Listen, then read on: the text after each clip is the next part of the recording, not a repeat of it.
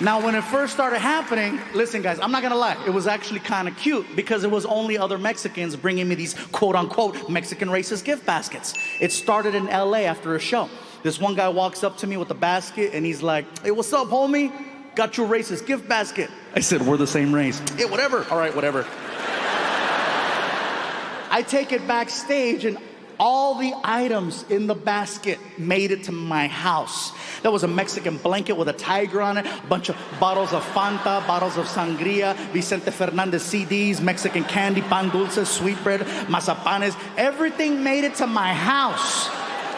Now, the more East Coast we started traveling and the more down south we started performing, the more creative the gift baskets started getting. Fast forward to Mobile, Alabama. Oh, it gets good. Earlier tonight, before we kicked off this special, my friend Martin was out here making a couple of announcements.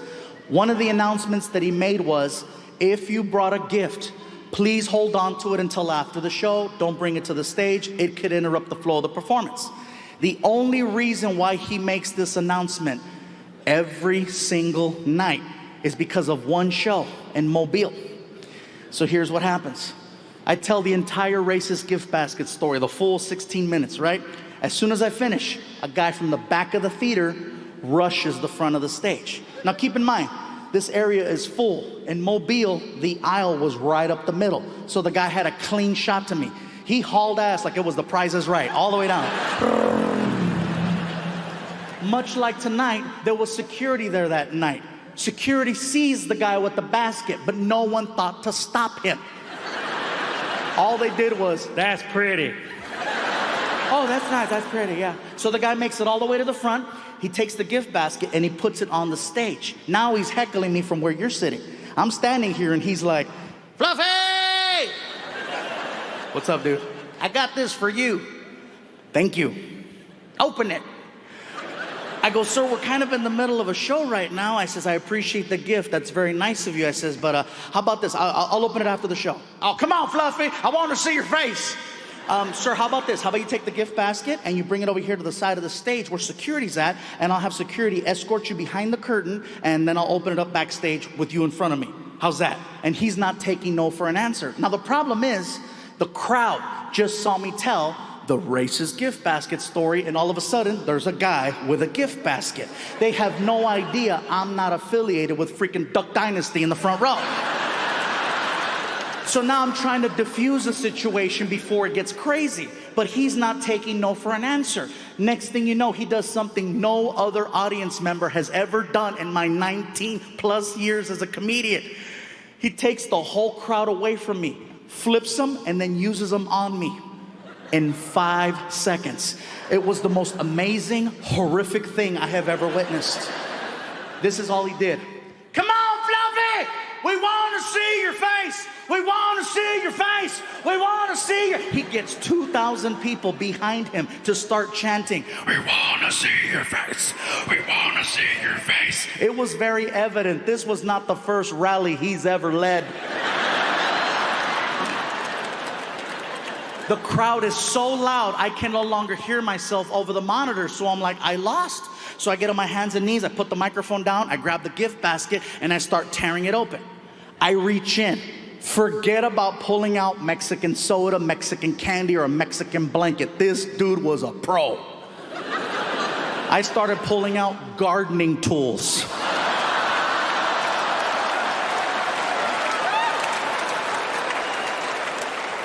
I'm pulling out a rake, a toy shovel, a toy leaf blower. "Dig deeper, Fluffy, dig deeper."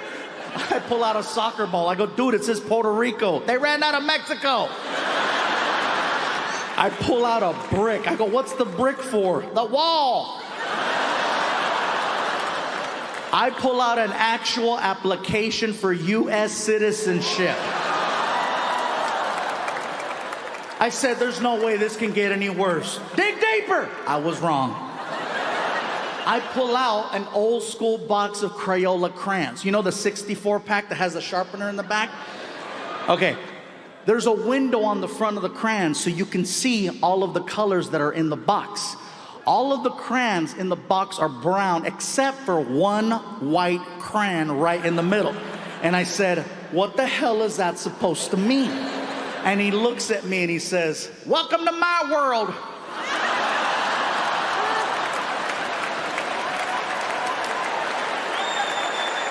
The crowd is laughing so hard, I know for a fact I don't have a joke that's gonna follow that. So I made it seem like that was the end of my performance. I picked up the gift basket, I said, thank you, Mobile! And I gave the guy a dirty look. I go behind the curtain, Martin is waiting behind the curtain, and Martin's like, bro, you killed it out there. I go, Martin, they weren't laughing at my jokes. What were they laughing at? And I showed him the application, and he's like, ah! You're not my friend. You're not my friend. So I walk into the dressing room, you guys, and I'm pissed, man. I walk in, I close the door, put the basket down, I'm scratching my head, I'm trying to think, what could I have done to have prevented that from getting to where it went? So I'm like, okay, should I have grabbed the gift basket, moved it out of the way? Should I have had security grab the guy? Should I have had security grab the gift basket and the guy? Every idea that I'm coming up with is ending worse. Finally, I accept it. I jump in the shower, I get out, I get dressed, security shows up. Mr. Iglesias? Yeah. Ready? Yeah, give me a second. I grab my backpack, I put on my backpack, I walk over to the door, open up the door, let's go. He sees the gift basket on the chair, and he's trying to be nice. I'll get that for you, sir. Yeah, bring it. Never know when you might need an application. So now he's escorting me out the back door of the theater into an empty parking lot on our way to the tour bus that's at the very end of the parking lot. We're walking for a good 4 minutes. All of a sudden, I hear this. Fluffy! Woo! Fluffy! Fluff, fluff, fluff, fluff, fluff, fluff, fluff, fluff, fluff, fluff, fluff, fluffy! I'm like, is he hog calling me? I believe so, sir. It's the guy that gave me the gift basket, and now he's standing next to the tour bus. So there's no way I'm gonna get past him. So I'm like, man. So we stop walking. Security's like, would you like me to call for backup? No, you don't need to call for backup. He's not gonna hurt me, it's just gonna get really weird. So I pull out my cell phone and I'm trying to text Martin. I'm like, come on, Martin, get over. He's not replying. The guy gets tired of waiting next to the bus. So now he's walking towards me, but he's doing it in a really weird way.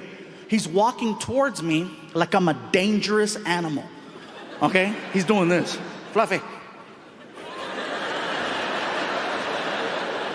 Fluffy, I'm not gonna do anything.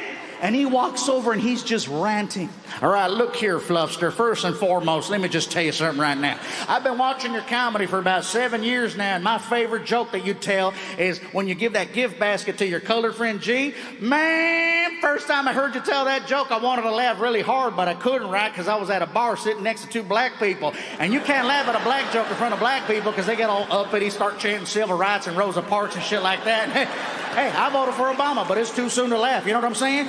Anyway, I took my happy ass home and I got on the internet and I Googled racist gift basket and your joke came up and man, I had me a good old laugh. And I says, you know, I love Fluffy's sense of humor. He likes to push the envelope with his friends and he doesn't allow political correctness to interfere with a good friendship. At the end of the day, you're still friends, you still love each other, you still respect one another. I said, hey, if the Fluffster ever shows his ass here in Mobile, be first in line to get me one of them tickets, and you came.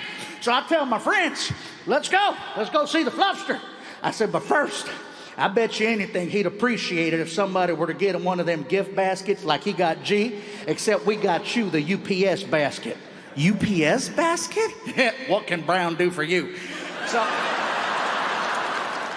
the problem is, you didn't laugh. You got offended, and I didn't want you to get offended, Fluffster. I wanted you to laugh, but the problem is that, you know, I didn't need you thinking that Mobile was a horrible place and we were horrible people. We were just trying to have a little fun with you the same way you had fun with your buddy G. We work very hard here, 40 plus hours a week myself, and the amount of money and time that we put into that gift basket is only because we love you. Hey, you have any idea how long I was on the goddamn internet trying to find an application for U.S. citizenship? In English? Are you shitting me? Everything's in Espanol. Hey, I voted for Obama. I ain't got time for that. The bottom line is that I'm sorry for interfering with your performance. It'll never happen again. I just wanted to say I'm sorry. And hopefully you'll allow me to take a picture with you. I'm sorry. And I was like, oh my God, I'm a dick. I said, listen, sir, you don't have to apologize. I should apologize. I didn't handle the situation the right way. But you got to look at it through my eyes. I've never had anyone take an entire crowd away from me. That was pretty good, huh? Will you listen? Yes, that was pretty good. Look, I'm very sorry that I got upset. First time that happens, I won't let that happen again. You don't have to apologize. I will be more than happy to take a picture with you. Now see, that's what I'm saying right there. That's what I'm saying right there. All my friends are like, the hell with that beaner. I said, nope, that beaner is good people.